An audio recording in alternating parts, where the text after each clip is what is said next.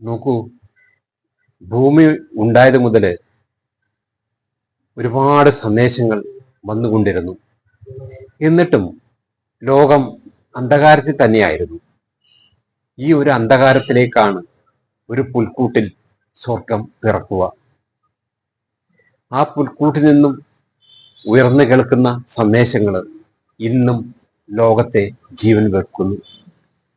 അന്ധകാരത്തിലേക്ക് വെളിച്ചം കടന്നു വന്നപ്പോൾ ഇരുട്ടിന് സ്പേസ് ഇല്ലാതായി തീരുകയാണ്. പതനത്തിന്റെയും ആക്രമണത്തിന്റെയും ദുരിതത്തിന്റെയും പാരതന്ത്ര്യത്തിന്റെയും ലോക വ്യവസ്ഥയിലേക്കാണ് പുൽക്കൂട്ടിൽ യേശു പിറക്കുക. അന്ധകാരത്തിൽ കഴിഞ്ഞ ജനം മഹത്തായ ഒരു പ്രകാശം കണ്ടു എന്ന് ഏഷ്യ വിളിച്ചു പറയുമ്പോൾ BC 7-ാം നൂറ്റാണ്ടിലെ ആ പ്രതീക്ഷ പുൽക്കൂട്ടിൽ ജീവൻ വെക്കുകയാണ്. അന്ധകാരത്തിൽ നിന്നും മരണത്തിന്റെ നിഴലിൽ നിന്നും അവിടുന്ന് അവരെ പുറത്തു കൊണ്ടുവന്ന് ബന്ധനങ്ങൾ പൊട്ടിച്ചെറിയുന്നതായി 107-ാം അധ്യായത്തില് സങ്കീർത്തകൻ പാടുന്നുണ്ട്. എസ്തേർ 1:8 വായിക്കുന്നത് പോലെ ഭൂമുഖത്ത് അന്ധകാരത്തിന്റെയും കഷ്ടതയുടെയും ദുരിതത്തിന്റെയും പീഡനത്തിന്റെയും മഹാകലാപത്തിന്റെയും ഒരു ദിവസം, ആ ഒരു ദിവസത്തിൽ ഒരു നേരത്താണ് സ്വർഗം പുൽക്കൂട്ടിൽ ജനിക്കുക. ഒരുങ്ങേണ്ടത് വരവേൽക്കാനല്ല, നാളത്തെ യാത്രയ്ക്ക് വേണ്ടിയാണ് ഓരോ ക്രിസ്ത്യാനിയും ഒരുങ്ങേണ്ടത്. ഏതോ വരാനിരിക്കുന്ന അതിഥിയെ കാത്തിരിക്കുന്നവരാകരുത് നമ്മൾ ക്രിസ്ത്യാനികൾ. പിന്നെയോ വന്നു കഴിഞ്ഞ ആ അതിഥിയോടൊപ്പം ജീവിക്കേണ്ട ആവശ്യകത തിരിച്ചറിയലാണ് ഓരോ ക്രിസ്ത്യാനിയുടെയും കടമ. ആ സമയമോ ആ കാലമോ നമുക്കറിയില്ലെന്ന് സ്വർഗം നമ്മെ ഓർമ്മപ്പെടുത്തുമ്പോൾ ഒരു യാത്രയ്ക്ക് വേണ്ടി എന്നും തയ്യാറായി നിൽക്കേണ്ടവരാണ് ഓരോ ക്രിസ്ത്യാനികളുമെന്നും ഓരോ നക്ഷത്രവും ഓർമ്മപ്പെടുത്തുന്നുണ്ട്. അന്ധകാരത്തിൽ വസിച്ചിരുന്നവരാണ് ആദ്യമായി ക്രിസ്മസ് വന്നെത്തിയെന്ന് ഭൂമിയിലെ 4 അതിരിലേക്കും വിളിച്ചു പറഞ്ഞു. അന്ധകാരത്തിൽ വസിച്ചിരുന്ന എന്നോടും കുടുംബത്തോടും പ്രകാശത്തിൽ നിന്നും ഇറങ്ങി വന്ന യേശു ചോദിക്കുന്ന ഒരു ചോദ്യമുണ്ട്. മകനെ, എന്തുണ്ട് കയ്യിൽ? അഹങ്കാരത്തിന്റെ, ലൗകിക സമ്പത്തിന്റെ, വിദ്വേഷത്തിന്റെ, അസത്യത്തിന്റെ അത്യാവശ്യ വലിയൊരു ഭാണ്ഡം മാത്രമേ ഞങ്ങളുടെ കൈവശം ഉണ്ടായിരുന്നുള്ളൂ.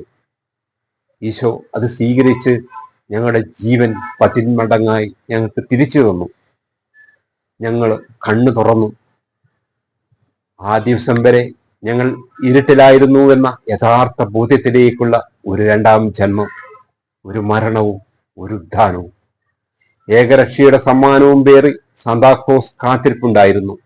സ്വർഗത്തിൽ വാഴുന്ന ദൈവം ഉണ്ണിയായി ഞങ്ങളുടെ കൈക്കുമ്പിളിരിക്കുമ്പോൾ എലിയാ പ്രവാചകൻ വിളിച്ചു പറഞ്ഞതുപോലെ ഞങ്ങളും പ്രഘോഷിക്കുന്നു. സൈന്യങ്ങളുടെ കർത്താവായ ദൈവത്തെ പ്രതി ഞാൻ ജ്വലിക്കുകയാണ്.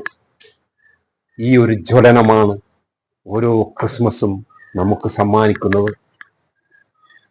ഈ ഒരു ജ്വലനത്തിന്റെ ആളിക്കത്തലായി തീരാനാണ് നമ്മൾ ശ്രമിക്കേണ്ടത്. നഥായലിനോട് ഫിലിപ്പോസ് പറയുന്നുണ്ട്, വന്നു കാണുക. ഒരു മുസ്ലിം കുടുംബത്തിൽ ജനിച്ച് ഒരു നിരീശ്വരവാദിയായി ജീവിച്ചിരുന്ന ഞങ്ങളുടെ ഓരോ ക്രിസ്മസും ഞങ്ങളെ ഉത്തേജിപ്പിക്കുന്നത് വന്നു കാണാൻ മറ്റുള്ളവരെ ക്ഷണിക്കേണ്ട ആവശ്യത്തെക്കുറിച്ചാണ്. ലോകത്തെ യഥാർത്ഥ രക്ഷയിലേക്ക് കൊണ്ടുപോകുവാൻ പ്രകാശം പരത്തുന്ന റാന്തലായി തീരാൻ നമുക്ക് ഈ ക്രിസ്മസിൽ പ്രാർത്ഥിക്കാം. BC 5-ാം നൂറ്റാണ്ടിൽ ജോയൽ പ്രവാചകൻ ചോദിക്കുന്ന ഒരു ചോദ്യമുണ്ട്.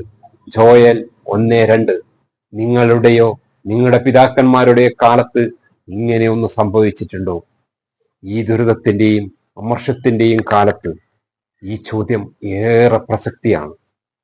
എസ്തേറിന്റെ ബുക്ക് 1:8 വിവരിച്ചതുപോലെ ആ ഒരു ദിവസം അന്ധകാരത്തിന്റെയും നൈരാശ്യത്തിന്റെയും കഷ്ടതയുടെയും ദുരിതത്തിന്റെയും മഹാകലാപത്തിന്റെയും ആ ദിവസം തന്നെയല്ലേ ഇന്നലെയും ഇന്നും നാളെയും. ഈ ദിവസത്തിലേക്ക് ഏകരക്ഷകന്റെ സന്ദേശം വഹിക്കുന്ന ഒരു നക്ഷത്രമായി തീരണം ഓരോ ക്രിസ്ത്യാനിയും. ഈ രാവിലും വാതിൽപ്പുറത്ത് ഒരു മുട്ട് നൽകി ആ വീട്ടുകാർ പാളികൾ തുറക്കുമ്പോൾ നിത്യതയുടെ ഏകരക്ഷയുടെ ഒരു പൊതി സമ്മാനമായി നൽകുന്നവരാകാം നമുക്ക്. തപ്പുകൊട്ടി കിന്നരം വായിച്ച് കുഴലൂതി ആർത്തുപാടാം ഹാപ്പി ഹാപ്പി ക്രിസ്മസ്. സ്തുതിയായിരിക്കട്ടെ.